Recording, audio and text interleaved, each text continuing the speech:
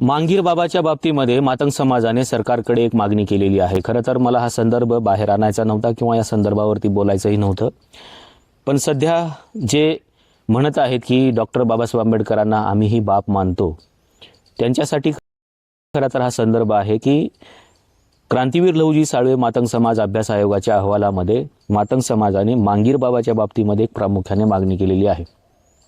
तुम्ही हा संदर्भ लाईन या स्क्रीनवरती बघत आहात. या स्क्रीनवरच्या संदर्भामध्ये असं म्हटलेलं आहे की सेंद्रा म्हणजे छत्रपती संभाजीनगर आत्ताचं, त्यावेळेस औरंगाबाद हे नाव होतं. सेंद्रा येथे मांगीर बाबाचं एक मंदिर आहे आणि त्या मंदिराचा पर्यटन स्थळ म्हणून विकास करण्यात यावा अशा प्रकारची मागणी केलेली आहे. एका बाजूला डॉक्टर बाबासाहेब आंबेडकरांना आम्ही मानतो, त्यांना आम्ही बाप मानतो, त्यांच्याशिवाय आमचा बाप कोणी नाही असंही म्हटलं जाते, आणि दुसऱ्या बाजूला मांगीर बाबाचाही विकास करा आणि तिथं पर्यटन स्थळाचा दर्जा द्या अशी मागणी केली जाते. तुम्ही सगळे जरी संदर्भ या क्रांतीवीर लहुजी साळवे मातंग समाज अभ्यास आयोगाच्या अहवालामधले काढून बघितले तर या अहवालामध्ये कुठेही डॉक्टर बाबासाहेब आंबेडकरांच्या एका पर्यटन स्थळाचा विकास करा अशी मागणी केलेली नाही. यामध्ये सांस्कृतिक जी मागणी केलेली आहे त्या मागणीमध्ये फक्त मांगीर बाबाच्याच मंदिराचा विकास करण्यात यावा आणि त्याला पर्यटन स्थळाचा दर्जा देण्यात यावा अशा प्रकारची मागणी करण्यात आलेली आहे. जर डॉक्टर बाबासाहेब आंबेडकर हे आपले बाप आहेत, आम्ही त्यांना मानतो, त्यांच्याशिवाय आम्ही कोणाला मानत नाही, असे जर वाक्य मातंग समाजातले नेते करत असतील तर त्यांनी कदाचित या मागणीवरती विचार करायला पाहिजे की नेमकं डॉक्टर बाबासाहेब आंबेडकरांना मानायचं का मांगीर बाबांना मानायचं. कारण हा एक मोठा कोडा आहे हे, आणि डॉक्टर बाबासाहेब आंबेडकरांचा प्रवास म्हणजे त्यांचा जो मार्ग आहे ना, तो मार्ग इतका खडतर आहे की त्या मार्गाने चालणं कठीण आहे. म्हणजे डॉक्टर बाबासाहेब आंबेडकरांचे अनुयायी म्हणून आम्ही ज्यावेळेस घेतो त्यावेळेस आम्हाला देखील या मार्गावरून चालणं खूप कठीण होतं. कारण आपल्याला माहिती आहे आपलं या देशाचं कल्चर वेगळं आहे. डॉक्टर बाबासाहेब आंबेडकरांनी हे कल्चर थोडंसं वेगळं आपल्याला दिलेलं आहे. खरं तर हा प्राचीन कल्चर आहे, ते कल्चर विसरून गेलो होतो आपण, पण त्या कल्चरवरती पुन्हा येणं किंवा ती जी सांस्कृतिक लढाई आहे ती लढाई लढणं हे खूप कठीण आहे, एवढं सोपं नाही आहे. त्याच्यामुळे डॉक्टर बाबासाहेब आंबेडकरांना आम्ही विसरू शकत नाही, तेही आमचे बापच आहेत, फक्त काय ते महाराजांचेच आहेत का, हे म्हणणं खूप सोपं आहे.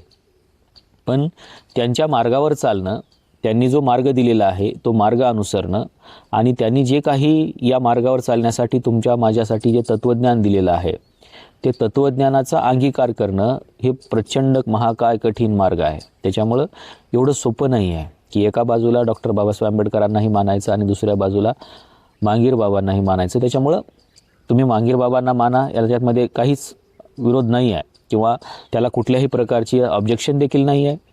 कारण तो ज्याच्या त्याच्या स्वातंत्र्याचा प्रश्न आहे. भारतीय संविधानाचे आर्टिकल 19 ते तुम्हाला मला सगळ्यांना स्वातंत्र्य दिलेलं आहे.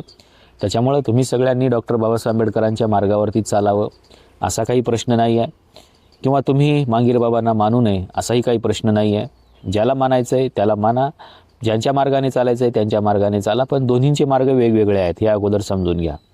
तुम्ही जर म्हणत असाल की हाही मार्ग आम्हाला मान्य आहे हाही मार्ग आम्हाला मान्य आहे, तर ह्या काही त्याच्यामधला काही वैचारिक म्हणजे मार्ग निघू शकत नाही. त्याच्यामुळं दोघांची लाईन जर वेगळी असेल तर दोघांपैकी कोणाला तरी एकाला तुम्हाला स्वीकारता आलं पाहिजे.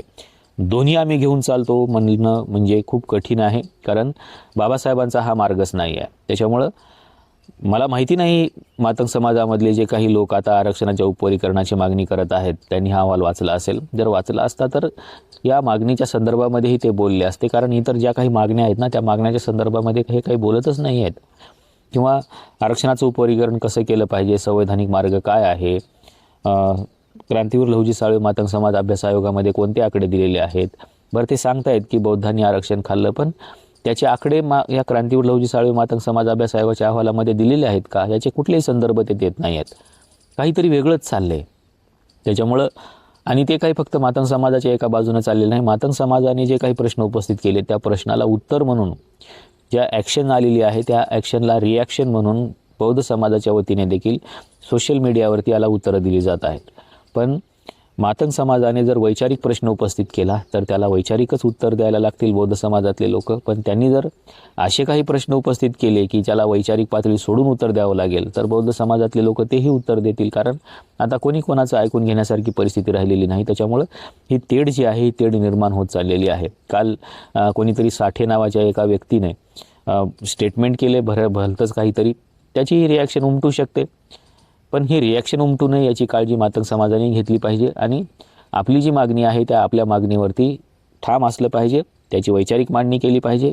बौद्ध समाजाकडून त्याचं वैचारिक उत्तर मागितलं पाहिजे. आम्ही तुमचं वैचारिक उत्तर द्यायला तयार आहोत. जर आमच्याकडून त्याचं वैचारिक उत्तर सापडत नसेल तर आम्ही हेही सांगू की मातंग समाज म्हणतोय ते बरोबर आहे. कारण तेवढी प्रगल्भता बौद्ध समाजाने मिळवलेली आहे. पण विनाकारण कुठलेही प्रश्न उपस्थित करू नये आणि काहीतरी एक लाईन ठरवून घ्यावी की नेमकं काय म्हणणं आहे. अहवालामध्ये वेगळंच काहीतरी सांगितलं जातं आहे, तुम्ही काहीतरी वेगळेच बोलत आहात आणि त्याची उत्तरं विनाकारण बौद्ध समाजातल्या कार्यकर्त्यांना त्या वेगळ्या पातळीवरती जाऊन द्यावे लागत आहे. त्याच्यामुळं आपली मागणी काय आहे, त्या मागणीच्या बाबतीमध्ये संवैधानिक मार्ग काय आहे, मुख्यमंत्र्यांना आपण कशा पद्धतीची विनंती करू शकतो, यातून काय मार्ग काढू शकतो, यातून काय मार्ग काढला पाहिजे, यावरती संवाद झाला पाहिजे. वैचारिक वाद झाले पाहिजेत, काही हरकत नाही. पण ह्या पातळीवर जे वाद होऊ नयेत. आपली परंपरा वाद संवादाची परंपरा आहे, भारतीय परंपरा, आणि वाद संवादामधूनच काहीतरी एक चांगलं पुढं निघू शकतं. त्याच्यामुळं वाद व्हावेत पण ते वैचारिक व्हावेत आणि संवाद व्हावा आणि त्याच्यामधून मार्गही निघावा एवढीच अपेक्षा आहे. आणि कुठली तरी एक लाईन धरून तुम्ही किंवा आम्ही दोघांनीही कुठली तरी एक लाईन धरून ही लढाई लढली पाहिजे. तुम्हाला जी लाईन लढायची आहे ती धरा, बौद्ध समाजाला जी लाईन धरायची आहे ते धरतील, पण ती लाईन क्लिअर असली पाहिजे असं मला वाटतं. हा संदर्भ तुम्हाला कसा वाटला आहे सांगायला विसरू नका. या संदर्भाच्या बाबतीमध्ये तुमचं नेमकं म्हणणं काय आहे हेही सांगायला विसरू नका. आणि ही जी लाईन आहे ही लाईन कुठेतरी चुकते का हे देखील सांगायला विसरू नका. या व्हिडिओला लाईक करा, शेअर करा आणि या चॅनलला सबस्क्राईब करायला विसरू नका. या व्हिडिओमध्ये आपण इथेच थांबूया. धन्यवाद.